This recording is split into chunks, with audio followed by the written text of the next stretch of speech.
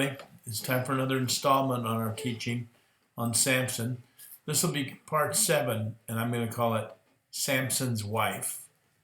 But it came to pass within a while after, in the time of the wheat harvest, that Samson visited his wife with a kid, and he said, "I'll go into my wife, into the chamber."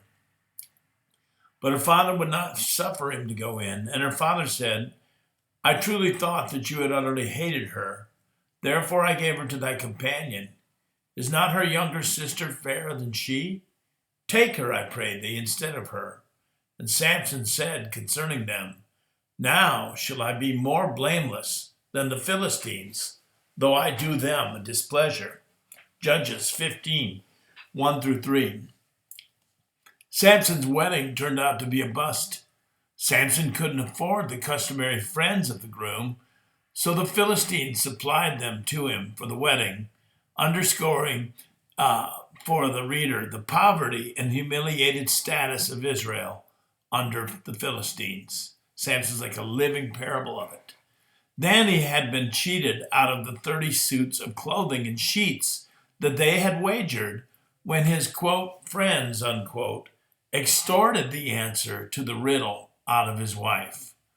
Now, when Samson was Samson unreasonable to go to the Philistine settlement and to go out and slay 30 men, stripping them of their clothes and dumping those clothes at the feet of the Philistine wedding party? Was that unethical? Remember that Samson, as a representative of the God of Israel, was merely rendering to them according to their own deeds. They had obtained the answer to the riddle by violence and coercion. Therefore, Samson would pay off his wager by the same.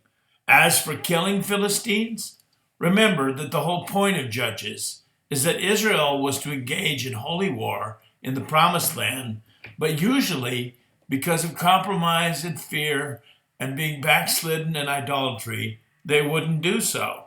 But the judges did. They waged war. Part of delivering Israel from bondage to the Philistines involved showing them who these people really were behind the smiles and the soft patronage. Israel thought that they had found a way to coexist with the pagan culture which dominated them. Therefore, they didn't cry out for deliverance as at other times. Instead, they found ways to accommodate the Philistines. In fact, they were almost willing to forget their divine calling as a holy people and to just assimilate into the Philistine culture. Thus, Samson was used to show Israel their true nature and the impossibility of coexistence. You see, Philistines cheat. They hold Israel in contempt. They're treacherous and even murderous when they don't get their way. Samson's wedding stripped the thin veneer off of the Philistine culture. Now we see in this passage Samson coming to visit his wife after some time. Now many wonder at the strange circumstances of Samson's marriage. Now why would Samson leave his wife at her father's house after the marriage? How is it that we find him coming for a conjugal visit, bearing a goat? And nothing says romance like the gift of a goat, right, ladies? Once again, this is a manifestation of the weakness and the humiliated state of Judah at this time under the Philistines. Marriages in those days involved quite a bit of negotiation between the prospective groom and either the brother or father of the bride. There was a dowry called a mahar. It was decided upon as well as other gifts for the bride's family. The mahar was insurance for the bride's future, and it could be quite high. Should the marriage occur before the full mahar was paid, the bride would remain with her father until full payment was made. This is a possibility for the strange set of circumstances we find in Samson's marriage. We see this process in several places in the Old Testament, particularly in Genesis 24, 50-60, in the negotiation for Rebekah, Isaac's wife.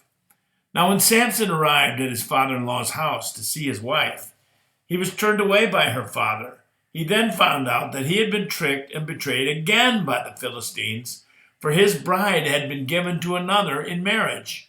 Then, adding insult to injury, the father offered Samson his wife's younger sister. Now, Samson, by treachery, is denied the chance to sow his own seed and to have children by his legitimate wife. So how does he respond? By an all-out attack on the Philistine seed. They had ruined Samson's harvest.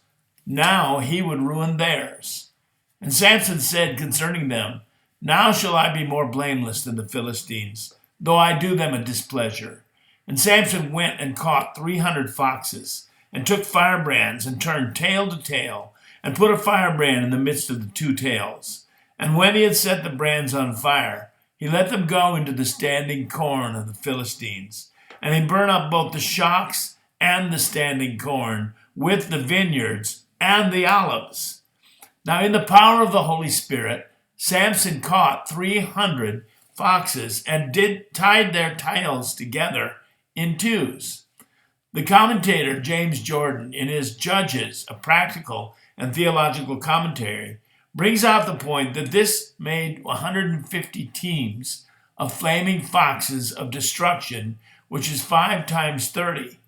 He then quotes, and I believe correctly so, Exodus 22 verse 1 that says, "If a man steal an ox or a sheep and kill it or sell it, he shall restore 5 oxen for an ox and 4 sheep for a sheep."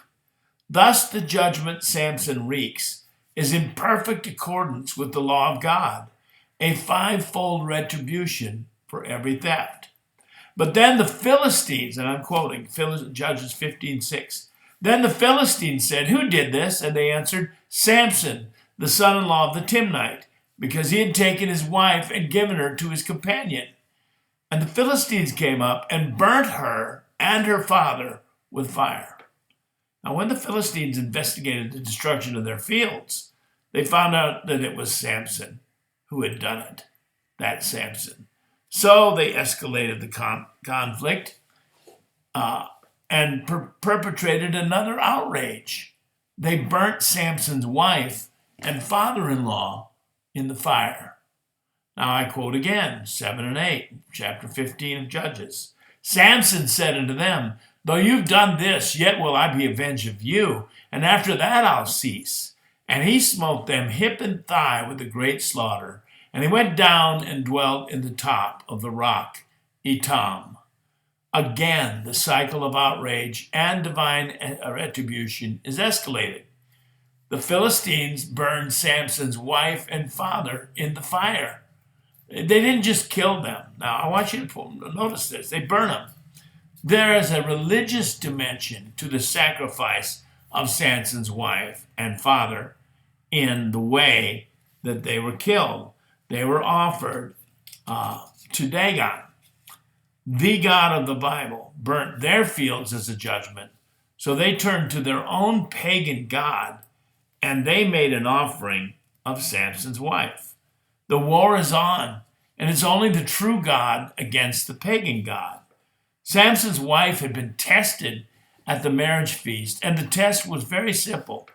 Would she trust in her husband and his God to protect her and to redeem her out of Philistine culture and religion? Or would she trust in the Philistine ways that she was raised in, and also in their threats in order to spare her own life? Well, she broke faith with her own husband under duress from her, quote, people, unquote. By denying and betraying her husband, she thought she was sparing herself and her father from the fire. But the Philistines burned her and her father anyway. So shall it be for all of those who break faith with our own heavenly deliverer, the ultimate strong man that Samson only points to, and for those who believe in the faulty promises and threats of this present evil age. You try not to get burnt, and you end up getting burnt every time. Shalom, everybody.